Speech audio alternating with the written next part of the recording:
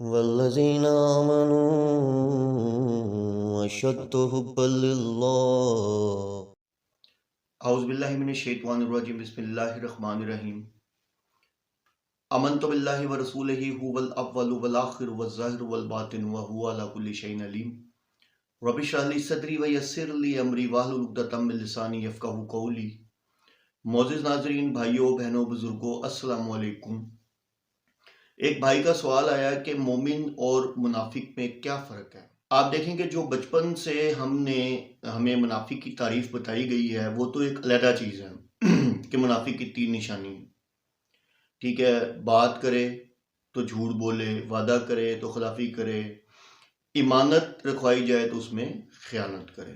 ٹھیک ہے، اچھا، اگر اب ہم اس کو قرآن کے نظریے سے دیکھیں تو قطعاً ایسا پاسبل نہیں ہو سکتا کہ اگر حق بات کو حق مغلوب ہو جائے یا حق کو پامال کیا جا رہا ہو اور ایک ایمان والے کا خون جوش نہیں مارتا اور ایک ایمان والا جو ہے اس پر آواز نہیں اٹھاتا، تو آپ سمجھ جائیں کہ یہ انسان جو ہے یہ منافق ہے۔ اچھا، منافق اور مومن کو اگر پرکھنا ہے تو اس کی ایک سب سے بڑی کنڈیشن ہوتی ہے۔ اس کی سب سے بڑی کنڈیشن یہ ہے کہ آپ کوئی انقلابی جماعت بناتے ہیں۔ فور ایگزامپل، کوئی بھی آپ انقلابی جماعت بناتے ہیں، آپ کوئی تحریک چلاتے ہیں، تو اس میں ہوگا کیا؟ اس میں ہوگا یہ کہ آپ کو تین طرح کے لوگ ملیں گے اس کے اندر۔ نمبر 1 پہ کون ہوگا؟ جو کہ آپ کے ساتھ بالکل لائل ہوگا۔ جیسا کہ اگر ہم نبی پاک صلی اللہ علیہ وآلہ وسلم کے دور میں دیکھیں تو اللہ کے رسول صلی اللہ علیہ وسلم کے ساتھ جو صحابہ تھے وہ بالکل سٹیٹ اوے تھے کہ ہم نے آپ کا، یعنی ہم نے اطیع اللہ و اطیع الرسول، بس اس کے بعد تیسری بات نہیں تھی، یعنی کہ کھل کر اب ہم اپنا جان مال ہر چیز آپ کے لیے پیش کرنے کو تیار ہیں، ہم اللہ اور اس کے رسول پر ایمان لائیں۔ یہ تو ہوگی ایک کیٹیگری۔ دوسری کیٹیگری کیا ہے کہ کھلم کھلا دشمن۔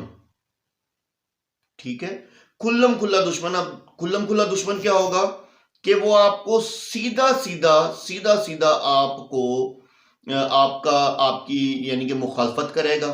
ٹھیک ہے، آپ کو برا کہے گا اور کہے گا کہ جو آپ کام کر رہے ہیں وہ جو ہے یہ آپ غلط ہے، یہ غلط تحریک ہے۔ اوپن آئے گا، ڈرے گا نہیں۔ ٹھیک ہو گیا۔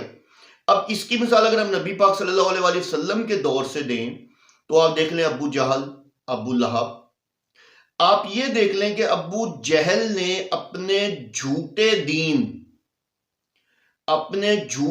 دین کی خاطر گردن کٹوا دی، یعنی کہ اتنا کھلا دشمن تھا، جھوٹے دین کی خاطر گردن کٹوائی، اور تکبر تو اتنا تھا کہ جب اس کی گردن کاٹنے لگے تو کہتا رکو، تھوڑا نیچے سے کاٹنا تاکہ نیزے میں جب گردن ہو تو سیدھی نظر آئے، یعنی کہ وہ کھلم کھلا دشمن تھا۔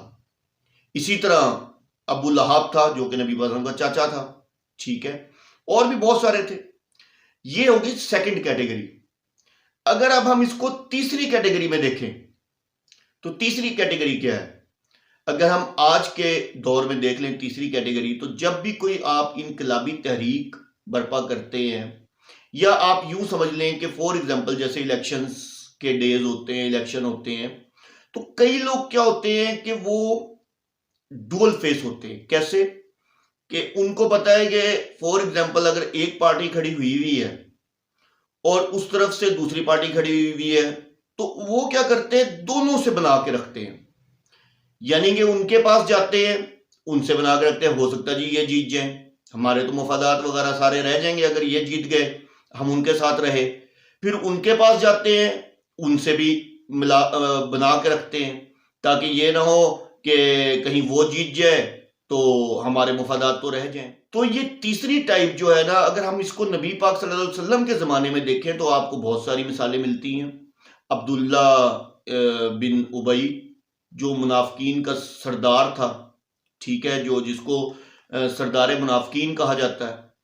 اب آپ دیکھیں کہ اس کی مثالیں ہیں کہ جمعے کی نماز میں وہ سب سے پہلے کھڑا ہوتا تھا اور تعارف کرواتا تھا یہ نبی صلی اللہ علیہ وسلم ہیں، اور ایمان لاؤ اور یہ اور وہ، یعنی کہ سب لوگوں میں یعنی کہ پرومیننٹ ہو، ٹھیک ہے.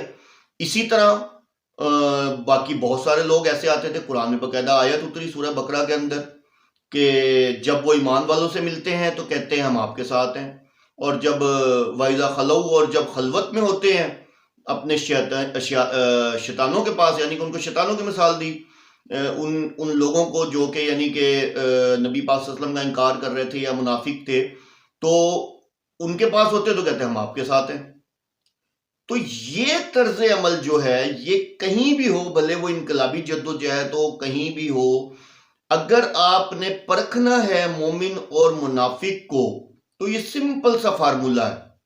آپ کوئی بھی ایک تحریک جو ہے، کوئی بھی ایک انقلابی جو سسٹم ہے آپ کھڑا کر لیں، آپ دیکھیں 3 طرح کے لوگ آپ کے ساتھ کھل کے سامنے آ جائیں گے.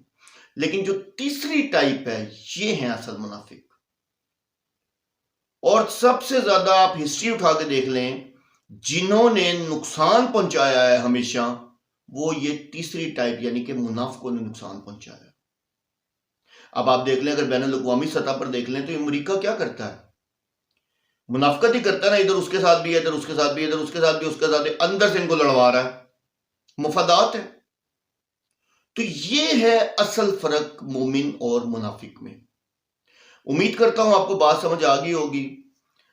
انشاءاللہ عز و جل اپنی نئی ویڈیو میں نئے سوال کے ساتھ آپ کی خدمت میں حاضر ہوں گا. اللہ عز و جل ہم سب کو دین میں استقامت دے. وآخر دعوانا ان الحمدللہ رب العالمین.